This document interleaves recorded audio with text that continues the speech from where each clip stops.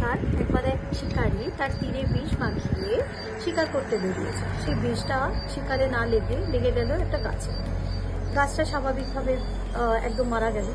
তো এবার শুকনো গাছে কে থাকে, তাই সমস্ত পাখিরা যেখানে বসবাস করে তারা চলে গেল। কিন্তু আশ্চর্যের বিষয়, একটা বৃদ্ধ তোতা পাখি সেখানে থাকতো। সে কিন্তু গাছটাকে ছেড়ে গেল না, সে ওভাবেই দিনের পর দিন ওখানে থেকে গেল। এই খবরটা পৌঁছে গেছিল ইন্দ্রের কাছে। ইন্দ্র স্বয়ং এসে পাখিকে বলল, দেখো গাছটা তো নষ্ট হয়ে গেছে, ও আর কিছু নেই এবং এরপর গাছটা পড়ে যাবে।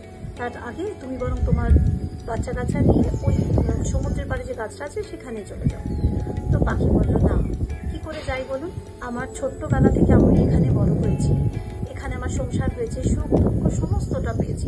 সবচেয়ে বড় কথা, এই গাছের জন্য শিকারীরা আমাকে খুঁজে পায়নি, এই গাছের কোটরে গাছ আমায় লুকিয়ে রেখেছি। আর আজকে তার দুঃখের দিনে আমি তাকে ছেড়ে যেতে পারবো না, এটা আমাকে বারণ করুন বলতে। তখন ইন্দ্র খুব খুশি হয়েছে এটা ভেবে যে সত্যি তো, আমি তো একটা বড় অন্যায় করছিলাম। তখন ইন্দ্র খুব প্রসন্ন হয়ে বলল, ঠিক আছে, আমি ওকে আবার জীবিত করে দিচ্ছি। অমৃত দিয়ে আবার গাছটাকে বাঁচিয়ে দিল। এখান থেকে একটা খুব সুন্দর জিনিস শেখা যায়, জানেন, যখন আপনি কারোর বিপদে পাশে দাঁড়াবেন তখন কিন্তু সত্যি আপনার কাজটা খুব বড় হয়ে দাঁড়াবে। আপনার ওইটুকু সাহায্য তার জন্য একটা অনেক বড় মাত্রা এনে দেবে।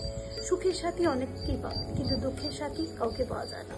তাই মানুষের দুঃখে, মানুষের অসময় মানুষের পাশে এসে দাঁড়ান, দেখবেন আপনার সঙ্গে সঙ্গে তারও অনেকটা উন্নতি হবে। দেখা গেল আপনার জন্য তার অনেক ভালো হলো। তাই সবসময় সকলের উপকার করাই আমাদের মানুষদের প্রধান ধর্ম। ভালো থাকুন, সুস্থ থাকুন, অন্যকেও ভালো রাখুন। রাধে রাধে।